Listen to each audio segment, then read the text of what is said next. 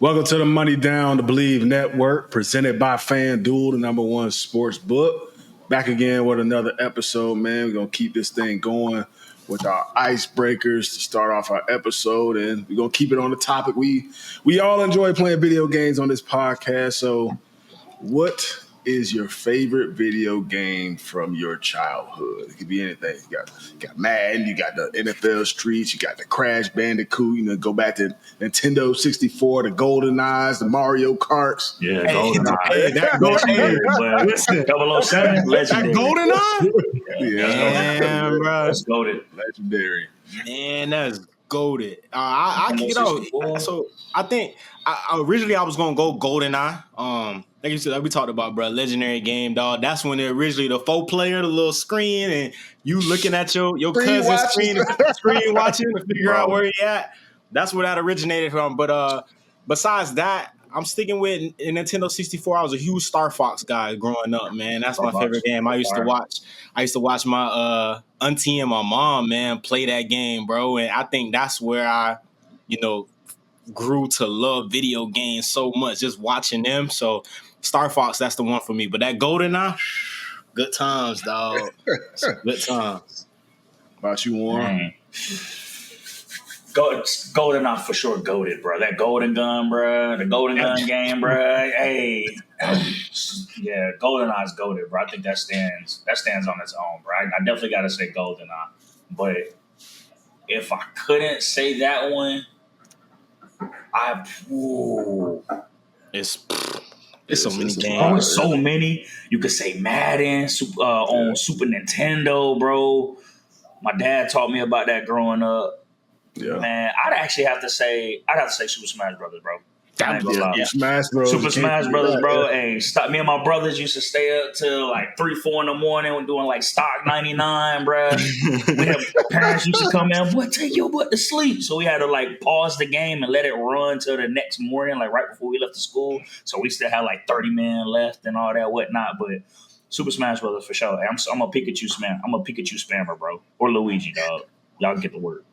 For me, I mean, I don't remember the exact, but like the WWE, like the WrestleMania, just like on N64. I can vividly like remember being at my grandma's house myself, like my brother Tyrone Marcus. We doing Royal Rumbles, doing all that, bro. Like, bro, getting in full blown fights and everything over that game, man. That's definitely a classic for me. Super Smash Bros. Is definitely a ton of fun. That's a game I still enjoy playing to this day. It's like an all-time classic. Yeah. You can play that at any age. You could be 60 years old or you could be 7 years old. Yeah. You're going to enjoy playing that Mario Kart. Bro, Mario has the – outside of Madden, bro, Madden for sure is number one for me. But Mario has the next greatest, if not the greatest, video game franchise of all time, bro. Yeah. Mario, like – anything Mario, bro.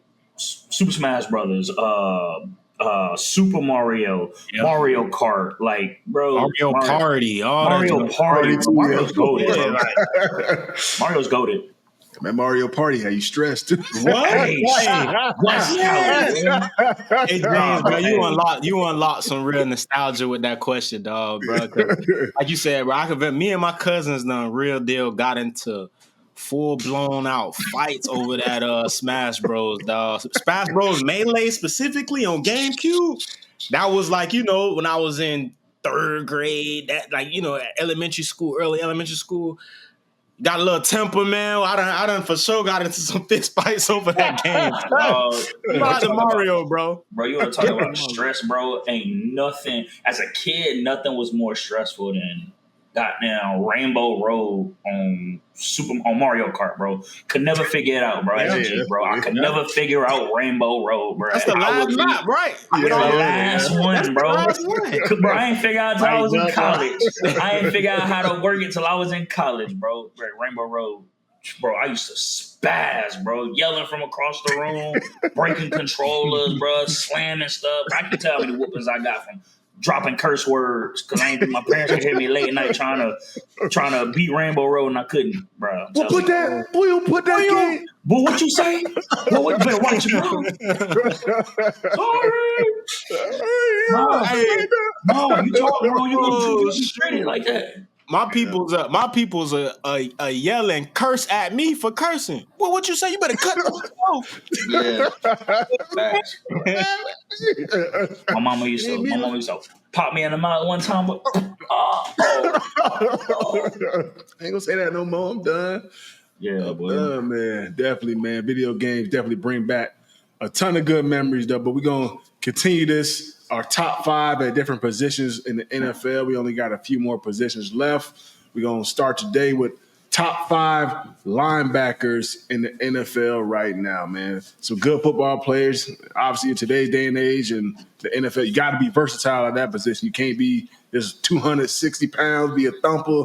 You got to be able to cover. You got to do a lot of different things to be a prime time linebacker in the NFL. So, who y'all got as y'all top 5 linebackers? We talking like straight up off the ball linebackers. We're not talking like edge rushers. Edge rushers is separate category. TJ Watts. Yep. Who y'all got in y'all top 5? I'm gonna go first one. Yeah, you got it. Number 1, I'm pretty sure we all gonna say the same thing. Fred Warner, go. Yeah, awesome. Right, fire, elite, all over the field, sideline to sideline. Can cover your best tight end. Can possibly cover your slot receiver. His own concept pass, things like that, bro. Just signed a massive extension, bro. Well deserved for that 49ers defense. He's number 1 for sure. Number 2, bro. I'm a fan of old school thumpers, bro. I'm a big fan of Roquan Smith. I think he a tackling machine. Again, another guy sideline to sideline. He go put the pads on you, bro. And I think he's the. I don't want to say he's the heart of the Ravens defense, bro, but the way he plays, bro, to be in that type of defense, bro, to come behind Ray Lewis, bro, you got to be the heart of the defense, bro. You in that scheme, you have to have in that division, bro. You have to have great linebacker play in order to be successful. Bro. Each one of them teams got amazing linebackers, or each one of those teams in that division got some great linebackers. My number 3, I think 3, 4, 5 was tough for me, but number 3, I'm gonna go with an old head, bro. I'm gonna go with DeMario Davis, and I say old head like he ain't 2 years older than me. You know what I'm saying? Like football years, bro. I mean, you just talk about a guy that's like, bro, super consistent every year, bro. Always jump out on the stat sheet, bro. Always jump out when you watch tapes. And you talk about like, oh, play diminishes with age, bro. He's one of those guys that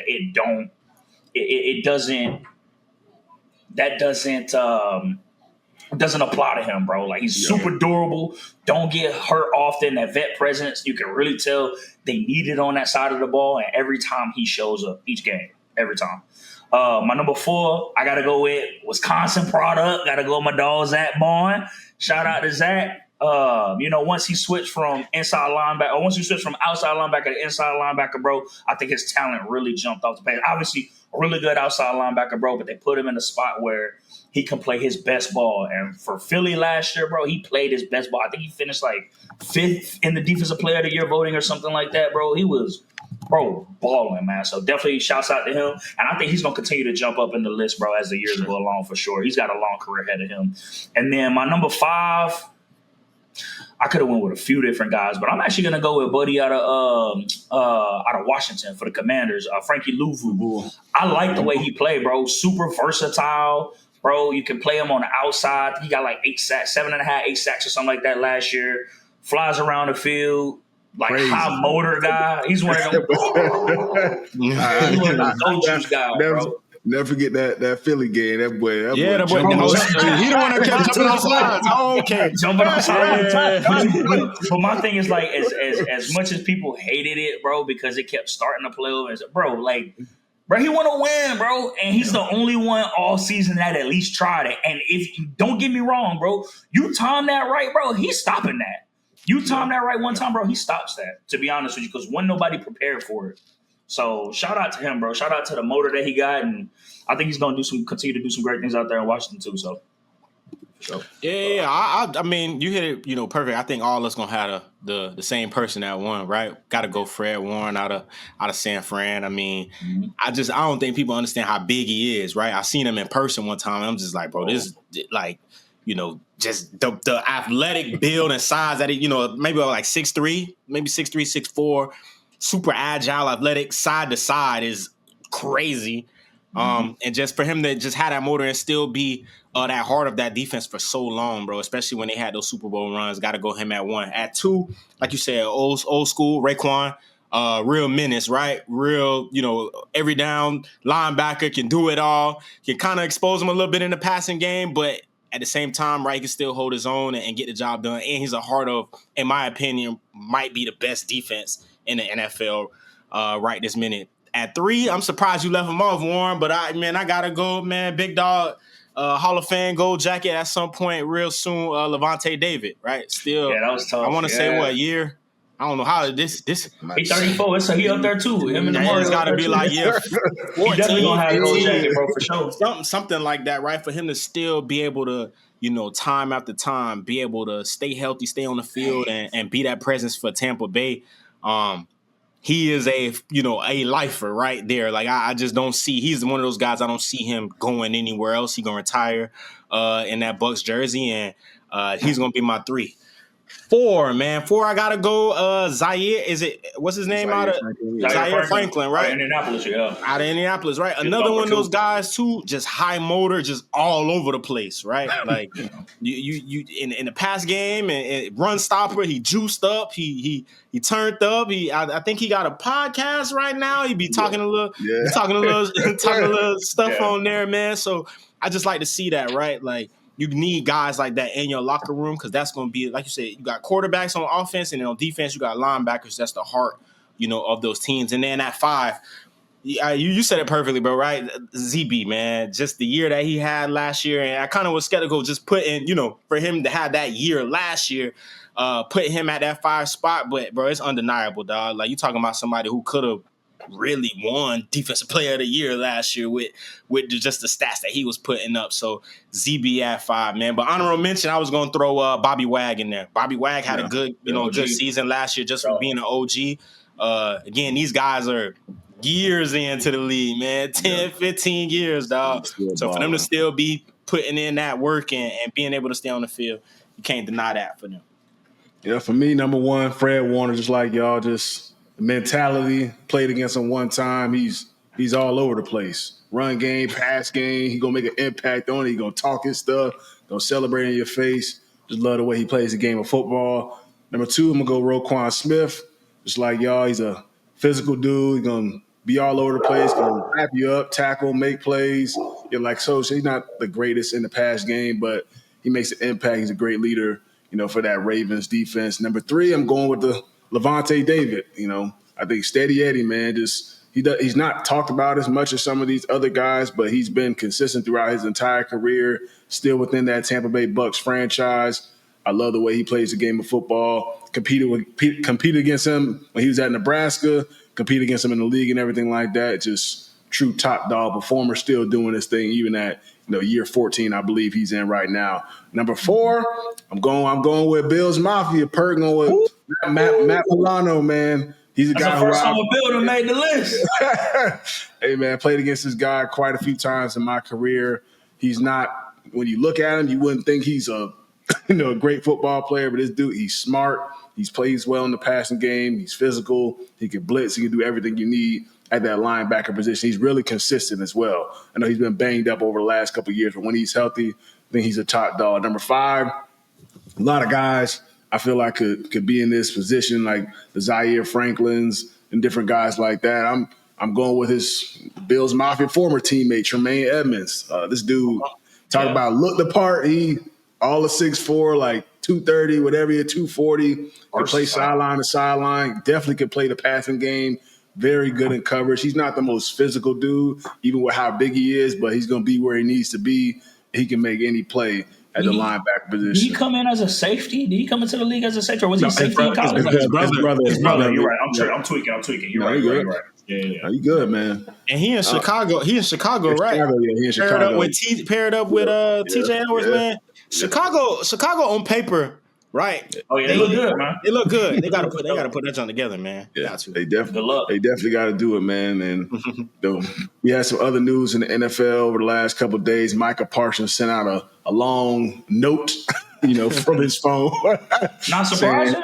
No, not surprising at all. I mean, I'm surprised surprised he didn't do that, before training camp. But especially after what Jerry Jones and all of them said about him in the interviews. But he had a long post talking about his frustration, with the contract talks and all that stuff. He wanted to go to a place where he feels wanted, where he feels like he can get a contract that he feels like he deserves. Obviously, we had guys this offseason like Myles Garrett, TJ Watt, get these, big paydays. Oh, he ain't getting that though. I mean, that's what he's looking for. That's what I'm saying. He deserves it though. I wouldn't say he deserves to be paid more than those guys. More than them? No, not at all. I don't think not to say he's not a good football player, but I don't think he's above those guys. But I know it's market value. That's how it goes. Once somebody reaches that $40 million, the next person gonna want 41 or 40.5. That's just how the game goes. So obviously, right now, it doesn't seem like the Cowboys are willing to pay that at this current moment. So, what's y'all thoughts on him? Making this post. Do you think they actually trade him? You think he's gonna be there this year? Because he's still on the contract. So if he tries to sit out, he's gonna lose out, on some money and all that stuff. So, what's y'all thoughts on it? Bro, I ain't surprised, bro. Especially after what Jerry was saying about him, his injury history and all that stuff, and the comments he was making, bro. Like, I'm surprised he didn't ask for it sooner, like you said, like before training camp. But definitely deserves to be paid. You know what I'm saying? Definitely deserves to get that extension, to get the bag, things like that. Do I think he deserves to get more than TJ and Myles Garrett? No. Not saying that he's not an elite player in his field. 1,000%. He's elite. Things he's done for that Dallas defense. But I just think that TJ and Myles Garrett are kind of in a different space from an edge rusher category. But like I said, I mean, Micah can play. He's very versatile. He can play off the ball. He can play on the edge. And like I say, he brings a lot for that Dallas defense. And I think without Micah, that defense looks totally different, to be completely transparent. So definitely deserves it. Who picks him up or who trades for him? There's a lot of people that need him, but not sure. I do think that Jerry's kind of got like one of these complexes of like, I'm running the show. Nobody gonna strong arm me. I own the organization. Like at the end of the day, I make all the decisions. You know what I'm saying? So it's just like I can see him getting traded, but also at the same time, like at some point, I think Dallas is gonna have to shake that complex. Jerry's gonna have to shake that complex and pay your players. Like you need them. You talk about getting back into that winning conversation. You ain't been there in a while, so you're gonna need all these pieces. And Micah's a piece you definitely gonna need on that defense. I just think that. No, I just want to put it in perspective with like the contract. So TJ getting 41, Myles Garrett getting 40, Danielle Hunter getting 35, Max Crosby getting 35, Nick Bosa getting 34. Those are the top edge rushers in the NFL. So and 38. So that's what I think. I think this is just a negotiation tactic that we've seen, right? A lot of people do this offseason. Early in the year, Myles Garrett was like he put out on a random day, like he just want to get traded and all this stuff right there. And then the massive deal came not too long after that. Same thing with TJ. TJ didn't really go requesting a trade or anything, but he kind of went, silent for a while, held out, and then you're seeing the payday come. So I think it's coming from Myles. At the same time, once I read the note, right, like Myles, I don't even think not Myles, Micah, right? Like I don't even think he's trying to be the highest paid, right? Like he's just trying to, be a Cowboy for life. Obviously, now with how we talked about just how things are slotted, you're gonna have to pay him at minimum 40 because that's what the top dogs in the league are getting. So, I think it's coming, but I wouldn't like Jerry said. I'm not going for his fans. I wouldn't look too much into it. You know how this game goes as far as like wanting to get paid and having to put out these tweets and things to kind of show your angle. But I will say this for Jerry though. I'm one of the people I want MP to get traded just for the simple fact that I think more GMs and owners have to see it from the perspective of like what hurt the Giants last year, right? Like you let a great player walk out the door. Like Saquon, which I get, Saquon didn't get traded. He didn't get traded, right? No, it was just you let him shop the market. You let him shop the market, but you see the effect that it's had on that team. And then he goes to in-division rival. They go and he goes nuclear and they win the Super Bowl. Well, then Micah is the same caliber of player on the edge. Where if you lose this guy, like you said, Warren, your defense is going to look entirely and completely different. Yeah, because you ain't got DeMarcus Lawrence no more. Because you ain't got DeMarcus Lawrence no more. Like it's Yeah. a lot of gray areas on that defense, right? Secondary been a little shaky, so he's somebody that it's inevitable that they have to pay. I'm just trying to figure out how they do it contract wise because there's so many people on the books that's getting paid so much money there. So I don't know how that works, but and they can figure it out, man. The Bengals figured out a way to pay T. Higgins, and just like the 49ers had all them dudes with top 5 contracts that they positioned for a couple years and all things like that. Like at some point, it ain't gonna last. Guys, everybody else is getting rookie minimum. Vet minimum. Nothing. It's Jerry's fault for real, man. You should have paid him before all these other guys got paid. For the TJ Watt, for the Mount, then you could have got him for 36 or 37 and save you a couple M's. Now, I mean, shoot, if I'm Micah, hey, I want that 40.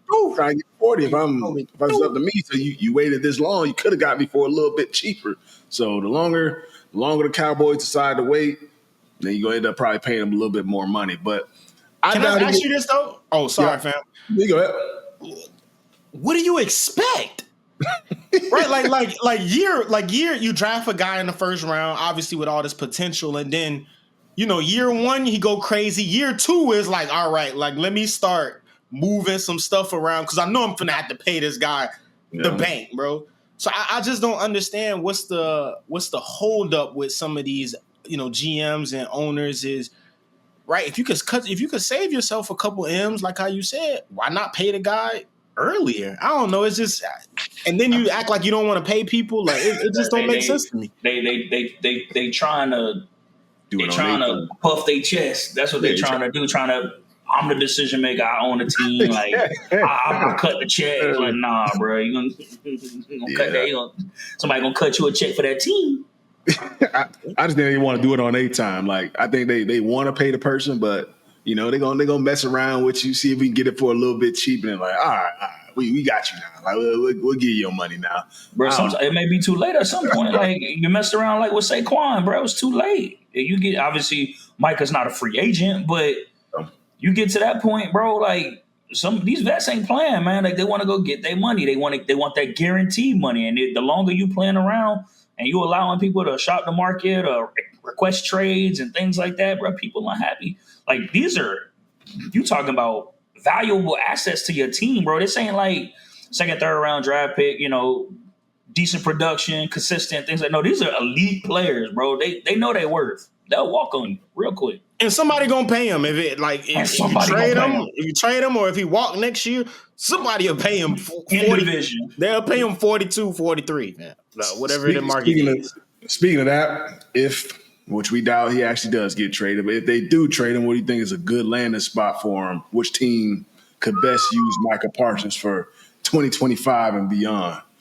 Washington. Washington. Me and the Falcons, dog. I'm every time I can, and I've been calling for that.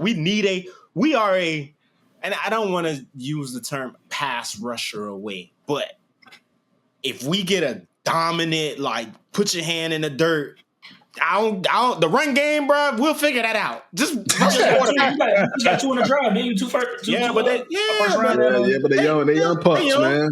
Michael was young. And granted, what y'all had in LA was young. So does that happen for us? I don't know. We'll see. But you would take a top 2-3 pass rush in the league over that right now. I'd ship out whatever the hell Dallas want, man. That's crazy. Can't touch offense. Can't touch Dusty. Other than that, hey, we'll figure it out. Dang. What about you, Warren? What you thinking? What's a good landing spot for him? Washington, I think, would be a really good landing spot for him. You know what? As much as I like to give Breeze crap, bro, I think Atlanta would be a great fit for him, bro. You just got 2 young edge rushers, and I think they'll be really good, right? I think that with time they'll be great. But to have a guy like Micah that comes in and changes your defense right now, and not to mention you're on the cusp of winning games, right? You got a fresh quarterback who looked good in the time that he did play last year. You still got Captain Kurt who can still run the helm, right? Obviously, he didn't have as good of a year last year, but you got the pieces to be competitive in the NFC. Like got to get that extra piece on defense to help you out. So I think Atlanta would be a good spot. I'm trying to think. Who else is kind of missing someone right now? You know what? New England ain't really got a bona fide edge rusher right now either, right? They signed Harold Landry and then like Milton. New England ain't really got a bona fide edge rusher right now, though, right? Nah. But I mean, that's what I'm saying. Like again, no disrespect to Harold Landry, but I don't know if he's not Micah. You know what I'm saying? You're not the same talent. Yeah, it's not the same talent. Again, a guy that's going to get you some production for sure. Maybe 6 to 8 sacks a season. Maybe a couple more. But I think Micah would very well enough benefit the New England organization for sure. I think with Micah though, he has to go somewhere in a big market, right? Like you can't. It's in my opinion, when you such a star like that, it's hard to go from Dallas to the Falcons, right? Like it's gonna look. Atlanta. We're a good market. We're a good market, but I don't think nothing compare really to that star or New York.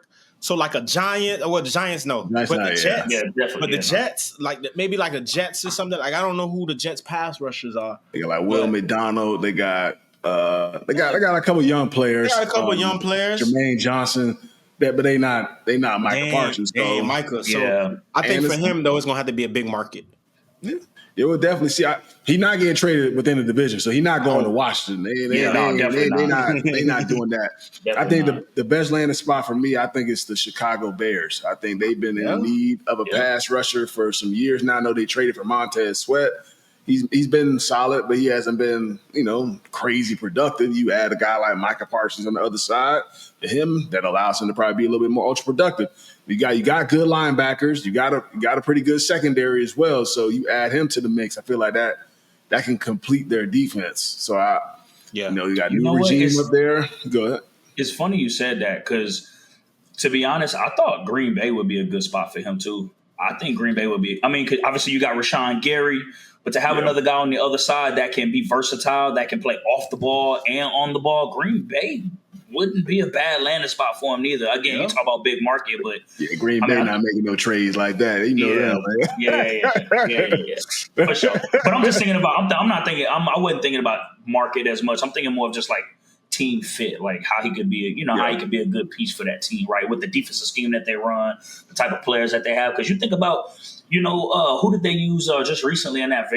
Clay Matthews was used like that in the Green Bay defense, right? Yeah. Off the ball linebacker, can edge rush the court. I mean, just an elite talent that can play just about everywhere. Same thing as Micah. No, 100%. They're just not that type of team that's going to make. No, they're not. I'm just like I said. I'm thinking of pure scheme fit is what I'm thinking of. They rather build in house. Yeah, that's 100%. They rarely sign big time free agents, all that. Yeah. But we also had Terry McLaurin. He requested a trade from the Washington Commanders. Another guy who I don't think will actually get traded from Washington, but if he does, what do you think the best landing spot for a guy like Terry McLaurin? A lot of teams could use a receiver like him. Pittsburgh. I think Pittsburgh would be. I think Pittsburgh would be stupid. It would be a stupid good spot for him. Give A-Rod another weapon. You got DK. You got Jonnu. You got Pat Freiermuth. Like. That's not a bad spot. But the only thing is they just traded for DK and they just cashed him out. So you think they're gonna trade for another guy, cash him out? Why not? 35 million. Why not? But then you also give your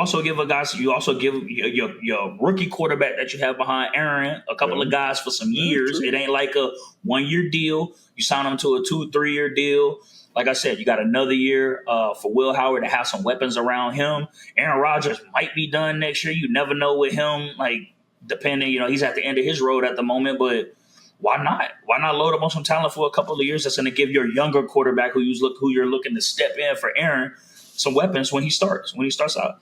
Yeah, I agree. I ain't gonna lie. When you said that, I agree. 100%. And I don't think, if I'm not mistaken, right, Aaron's not costing them too much money, right? I mean, obviously on a 1 year, but it can't be. They're not overpaying a quarterback right now at the moment. So, man, get, like you said, Warren, get the young guys some weapons. Whoever's gonna come behind them. I know they got Will Howard there. I've been seeing some videos. Will been, slinging the pill around, and he been looking pretty good. So if you could get them a DK and then also have a Scary Terry on the outside, and they fit that combo punch, right? Like when I think of that Batman and Robin, I think of like Philly with AJ and Smitty.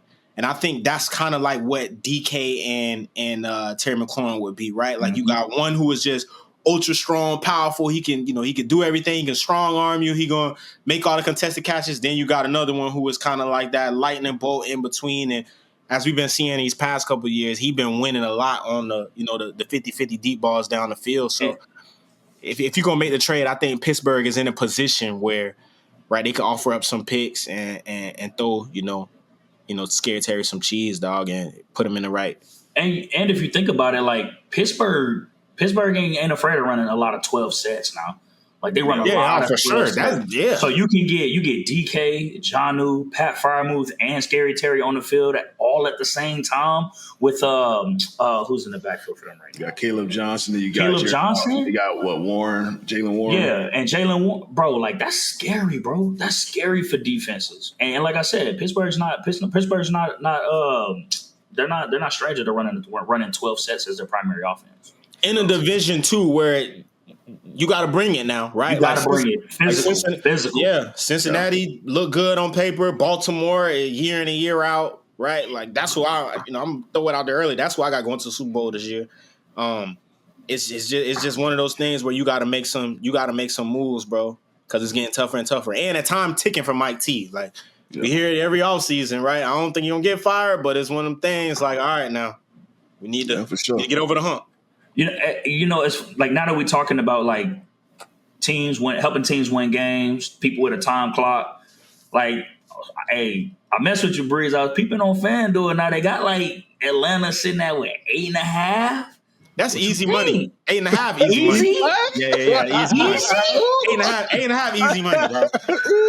8.5 easy money. I'm not gonna lie, bro. I got us winning division. This upcoming year, right? Like last year, we was in a tough spot. We was really knocking on the door. We should have made the playoffs. We took the route of going with the younger guy and letting him get the experience and getting that fire early. And I won't say it cost us because he played really well down the stretch. But you could see some of them plays. Like it was that Washington game last year that was a must-win game for us. And he just made a couple like rookie mistakes that you can tell over time he's going to get more comfortable and be better in. So, yeah, man. And our division, bro, with really the only threat is Tampa. I got us winning the division, and I see maybe 12. Hold on, Tampa's the only threat? Bro, Bryce was coming on ice with Carolina, bro. Hey. I'll give you the Saints. We can sweep them. Carolina might be tough. You might go 1-1 with Carolina. Even if we go 1-1 in Carolina, what do that mean? But I mean, that's competition, bro. It's competitive. Man, bro. I really want to say something crazy, dog, but I'm gonna relax, bro. Gotta wait till the preseason. Come on, man. What they got us at? FanDuel. Come on, bro. Yeah, FanDuel got us at I think 10.5. Now FanDuel got the Rams at 9.5. Oh, they tweaking. Oh, that's easy bread. Hey, 13. We going 13. We going 13-4. And I'm not even joking, bro. Think about it. We have a down division. Like, and I'm gonna be honest. We do have, again, we got some great teams in our division. Seattle picked up some key pieces. I think in my opinion, my biggest worry is Seattle. Not really worried too much about Arizona. Again, Arizona's one of them scary games where, like, when Kyler get them running around, bro, start getting the cooking, especially in AZ. Yeah. Don't be sleeping on it, but AZ is competitive. I'm not saying that because AZ isn't competitive in division. I'm saying that because of who we have. I just think that our team, we have the pieces that we need to repeat the same season that we had a couple years ago when we won the Super Bowl. Like, and I'm not saying that. Yeah, I'm saying that. There's gonna be a Super Bowl year for us. Like, come on now. Like, let me give it a buck. You really feel that way, though, bro? Right? We got DA. We just picked up DA. We got we picked up some key pieces at the off the ball linebacker spot, bro, that we really needed. We got a young defense who played lights out toward the end of the year last season, and not to mention we started 1-4. And we turned the season around and should have beat Philly in the playoffs. But woulda, shoulda, coulda. Yeah, definitely. Woulda, shoulda, coulda. Woulda, shoulda, coulda. Hey, I ain't gonna say we should have, but woulda, shoulda, coulda. Ball. Hey, Kyrie, check this out, bro. You know you want contract talks too. Hold on to that pill. We'll see what we got at the end of the season for you. I might make a call. You know what I'm saying? But no, I think 9.5 is too easy. I think you easily. I think we easily hit 12, and I think we finish at 13. I'm not gonna sit here and say we don't lose because the NFL is a competitive league. I think we lose a couple of division games. I don't think we go 8-0 in division. I think we lose one to Seattle, and I think we lose one to Arizona because we always split one with Arizona, and that's the toughest game. I think we smoke. I think we smoke. I'm not San Fran like that. Yeah, we smoke San Fran. They down and out. We smoke San Fran for sure. But like I said, it's a tough. I'm not saying we blowing them out, but we take it two. We take it two for sure. But yeah, I think we finish at 13. I think we finish at 13. We'll see about that. We'll definitely see about that. I know. Perk Super Bowl win too. Yeah, Perk put Bills Rams in the Super Bowl this year. We'll see about that. But speaking of the Bills, I had Ravens Rams. Their star running back. I almost said Dalvin Cook. James Cook. He has been at training camp. But today, he didn't practice today, and when he talked to the media, he said his answer for everything for why he didn't practice, he just said, business. He said it's business. So he's doing a little bit of he's just doing a little bit of a hold-in now, I guess. So how do y'all think this ends up? Y'all think they end up paying him? Damn. He's getting traded? I think, to me, I had him in my top 5 running backs list. Damn. He's special, in my opinion. This dude, he dynamic. Every other week, he whip off a run or catch a long pass for like 50, 60, doing something special. So I definitely think he deserves the bread, and hopefully they do pay him. I feel like him and Josh Allen really complement each other as far as, check downs and him being able to take some of the pressure off Josh where he ain't got to run the ball, 15 times a game and things like that. So I think he deserves the bread. I'm glad he's doing what he's doing. He showed up. He showed up. I mean, he practiced every other day, and now he's like, all right, I showed up. I did my part now. Where my cheese? You know what I'm saying? So how y'all think this ends up working out for the Bills and James Cook? I think they end up paying him because you ain't got nobody else. I'm not saying you don't have anybody else. Let me stop saying that because there's disrespecting a lot of people, but he's your best running back. He's your best offensive piece in the backfield. So I think outside of Josh Allen. So yeah. I think you have to pay him, especially as we get in this close to the season. Obviously, you can still make a couple moves here and there, but I mean, pay your man his bread, bro. He's been consistent for you. Obviously, needs to stay healthy, but I don't think he gets better than James in the backfield for you. So pay the man his bread. And Perk said he supposedly he's only asked for $15 million a year, which will make him the 3rd highest paid running back. So that's the problem right there. All of it. That's the problem though, right? Wow. Like because so and again, I'm one of the guys, right? Deserves to get paid. James, you explained it, and has talked about it time after time, right? Compliments Josh Allen perfectly, and is one of those backs last year that like he's one of those home run hitters, right? Like at any moment he can hit you for 50 or 60. And I don't think it's really that many more, like too many backs like that left in the league. But when you're asking for a number that's going to take you to the 3rd most, it just behind Saquon, behind Derrick Henry. And then originally you was asking for a Saquon-like number. I think that's where it kind of got like a little like, once the Super Bowl ended, I think he sent out some tweets or something. Yeah, you ready? So, and again, in a league where we know that you have to be such a star to kind of get into that number 1 spot of like, all right, I can tweet what I want to tweet. I can say and I just don't think that's going to help him. And I think that's what, like you said with Jerry, like it's kind of strong on and showing like, bro, we really will pay you when we feel like paying you. But to say that you want what Saquon, like I don't. Yeah, that's not going. Yeah, he's not that necessarily. No, he's definitely not that. But deserve his money, bro. 100%. Like I mean, 15 a year though is at running back. Who else is getting paid like that? Obviously, Derrick Henry. Obviously, Derrick Henry and Saquon. But I'm just trying to think. Saquon. I mean, CMC still got that type of change. CMC, Alvin Kamara getting paid a decent amount. Oh yeah. And next year, I mean, guys finna like Gibbs, Bijan, them boys gonna be at the table. They're gonna be at that table. They're gonna be at that table next year. Yeah, he deserve it. You know what I'm saying? So if they wait, I mean, look, He ain't gonna re-sign. I'm sure somebody else end up paying him and whatnot. But hopefully he does get paid. I think the kid's a baller. Like I said, he showed up. He did his part. He's not holding out and doing anything like that. So, shout out to James Cook. I hope it all works out for you. We also had, training camp is underway right now. We all know the first few days of training camp, those first 2 weeks, fights gonna happen during training camp. Guys are eager to get back out on the football field. Guys are excited. They're competing. What's y'all thought? I mean, I know So sent a clip. I think Perk gonna pull it up with Jonnu Smith and Juan Thornhill. And they battling in one-on-ones, and we watch the clip right here. And things get a little hot, a little spicy afterwards, man. Go check this one out. That one was Scotty.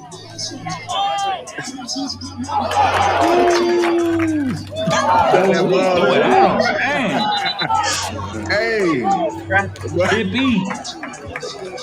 boys get to it, but as coach, I'm a coach now. I talk about it a lot. It didn't just start from that play. No, it didn't. So trying a different clip where they was competing. I don't know whether it was 7-on-7 or team or one-on-ones, and maybe Juan Thornhill made a play. Put the ball in Jonnu's face, and they were talking back and forth. So it doesn't typically just happen from one play. It boils up. It boils over from either that day, the previous day, last week, and then eventually that spark, that fume in it. Yeah, get real spicy out there. But I think ain't nothing wrong with it, in my opinion. As long as it doesn't get too out of hand or anything like that. I like the competitive nature. Like Jonnu, not even that type of dude. First and foremost, obviously not saying like he a tough dude, but he not gonna sit there and fight nobody if it ain't really. It ain't, you got the initiate. You know what I'm saying? So I like to see it. What's y'all thoughts on training camp fights? Bro, you love to see it, bro. It's competitiveness, man. Obviously, you don't want nobody to get hurt. You don't want nobody throwing punches and stuff, but bro, good on good, bro. It makes you better, right? At the end of the day, you're brothers. Y'all gonna take that field together at the end of the day once that season hit. But when you in training camp, bro, you're trying to get better. You gotta compete. Gotta talk that noise. Like, I mean, I enjoy seeing it because it's a lot less about how much you dislike one another, because it's not really a thing. It's not usually a thing, and more just about how much you're competing.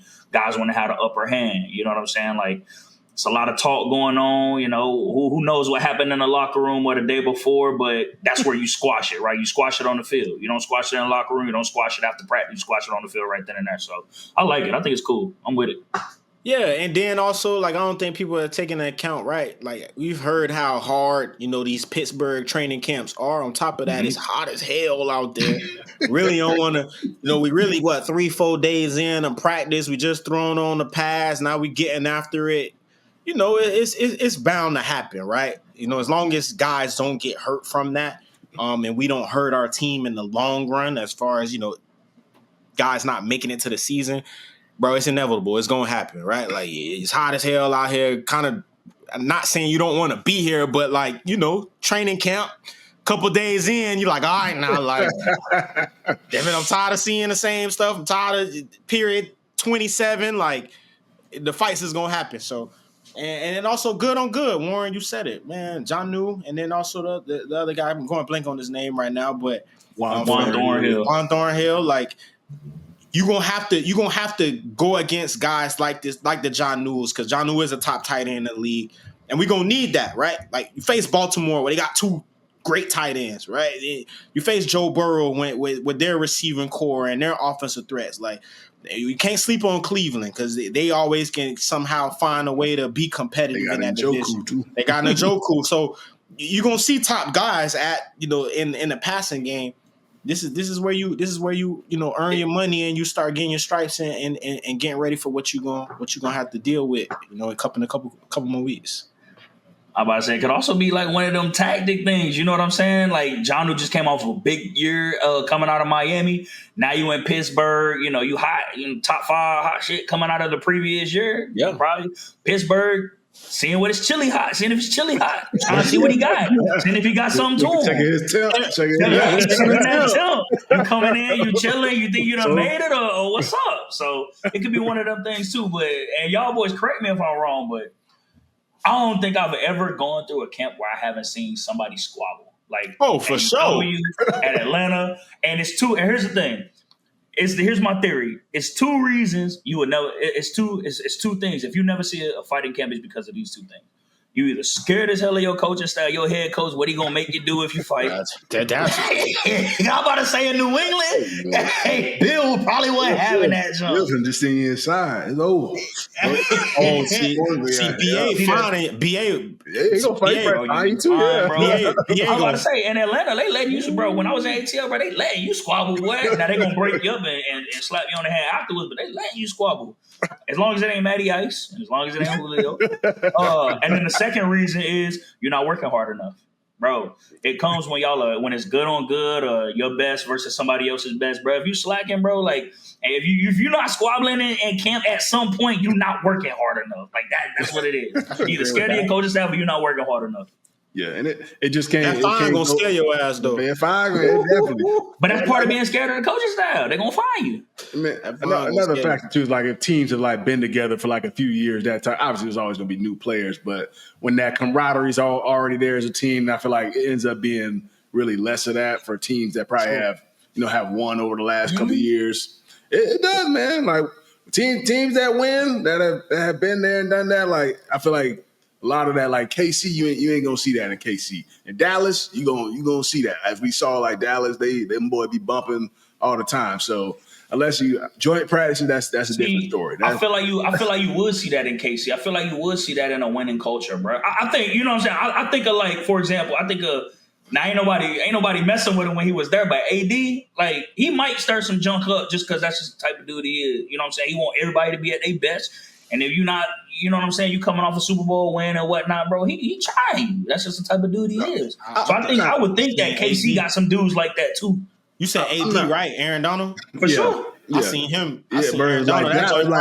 Like Dallas. Was it Dallas like a few years ago or something? Yeah. Joint practice. Yeah, joint practice is completely different. Yeah, that's different. You definitely getting a squabble there. To me, in my opinion, I think it just happens less on teams that have like that winning culture DNA. Like obviously, there's gonna be a little skirmishes like that type of thing when somebody go check person like this and that. But I'm talking about like full on like somebody throwing blows and all that type of stuff. But I think the biggest part of it, as long as it doesn't go past the field and people squash it, right after you break it up from that, you gotta leave it at that. Move on. Continue practice. That junk could ruin practices. Like, sure. That's right. It becomes truly offense versus defense, and guys start doing all different type of stuff and completely lose track. But before we wrap, man, we have some news that Damian Lillard is going to be the GM at his college, man. I think that's really dope, man. I know Steph Curry, he's the GM, at Dayton. It's becoming more of a prominent thing for, current players in the NBA. I don't know if it's happened in the NFL just yet, man, but that's a Davidson. I'm sorry, Davidson. But it's becoming more of a prominent thing for current and active players to be doing this, being involved, with their school. I think it's really cool because I even saw that Curry went back to Davidson and was out there hooping with the players during practice and all that type of stuff. So, that's extremely dope to be in college, to have, a guy like Steph Curry come in there, work with you, because the dude work ethic is crazy. And then I'm sure they're going to have some sort of a factor in maybe how they put together the roster, NIL, and all that stuff. I think it's really cool. So, what's y'all thoughts on it? I love it, bro. And these are people that that bleed that college's DNA, right? Like we seen that with the example of football. I think with Andrew Luck, right? Like one of the Stanford greats, coming back and taking into that GM role. And here it is. I don't think a lot of us know a lot of guys from Weber. I think D. Lil went to Weber State. Right? Weber State. When you think about Weber State basketball or even just Weber State as a college, you think of Damian Lillard. So for him and same thing with Steph Curry with Davidson. Like, I don't know anybody who's been there except him, right? So these guys going back and then also, getting in there with the guys, working out with them and showing them. I'm really big on people get to see it up close in person, bro, because it's always obtainable. Now, being the greatest shooter of all time like Steph, maybe not, but our goal is to always get to that next level and that next step, and that's the NBA. And when you have a all-time great like Steph Curry and even Damian Lillard, who at some point is going to be in that conversation of one of the, top 100, top 150 players in basketball, having them as an example for me is always gold. So if we can get more guys like that's in the positions of power that to go back to their colleges and show these young fellas how to do it and also help their college out, take that next step. I'm all for it every time. What you keep making that? What you keep smirking for? Hey, the lead boys need remote work too, boy. You know, remote work. Hey, remote work done been a big thing since COVID, bro. My dog's trying to extra little chat. Hey, how they doing that during the season? My boy working remote, dog. That boy playing. That boy's got a 4-game road stretch. And you the gym. My dog making calls, bro. Hey, man. Hey, you need to be on the bench. Bench, bro. My dog got meetings during stretch time or something, bro. That's crazy. Funny as hell. My dog's done found remote work. That's crazy. I wonder if they really have that much say as far as, you know, like the roster and everything, or if it's kind of like, you know, just a name thing, like they the G. I'm sure there's somebody actually they gotta actively have. There's somebody they're actively doing it. I feel like, and they. Ain't no way. They got somebody there doing the on-site work while they're working remote. Like, you got to have somebody to help you in the office. But bro, it's also setting them up for once they're out the league, bro. I mean, it just tells you. Sure. It just because you know you don't see a lot of younger guys doing this in the league that are earlier in their careers, bro. Again, it's Dame. You hear about Steph. Maybe there are some other guys that are doing it that we just haven't heard of yet, but. I mean, these are guys that are, you know, careers are winding down. You know, probably got 1 or 2 more seasons. I mean, you know, who knows how many Steph has, right? But once he's done, bro, he'll be tied to Davidson in terms of being the GM there because of his name and because of what he can bring to that program. You know what I'm saying? And I'm sure with the type of person that he is and what he's done, you know, for people out for the community outside the NBA and things like that, I'm sure that he's going to want to continue to do that for the Davidson program. So same thing with Dame, right? Coming from a small school, there's pride in that. So want to be able to get back to that program, be a name that fits, help you with the recruiting, help you with funding and things like that to help grow your program and whatnot. So these are guys that gave you a chance when nobody else did, right? So, yeah. I mean, I was just working remote right now, bro. Hey, they'll be on site here soon. What you laughing? We were laughing the whole time. Bro, because in the text chat, bro, in the text chat, bro, when y'all said, I can't remember who said it, but one of y'all sent the text of like, oh yeah, y'all heard Steph is not a GM at Davidson, just like you know Dame is now. You know, the GM at Weber State, just like Steph was doing it at Davidson. And somebody tested, bro, how he gonna do that in season? And bro, that's the first thing that popped in my head. Hey, bro, Bill Boy went on LinkedIn, open a word, put them up remote only, and school picked it up. The NBA dudes, they do be vibing though. They got a lot of free time in the NBA, so they probably can do it, man. But we'll end on that note, man. It's a wrap for the Money Down podcast. On the Believe Network, presented by FanDuel. Appreciate you guys tapping into another episode. Keep liking, keep subscribing, keep showing love.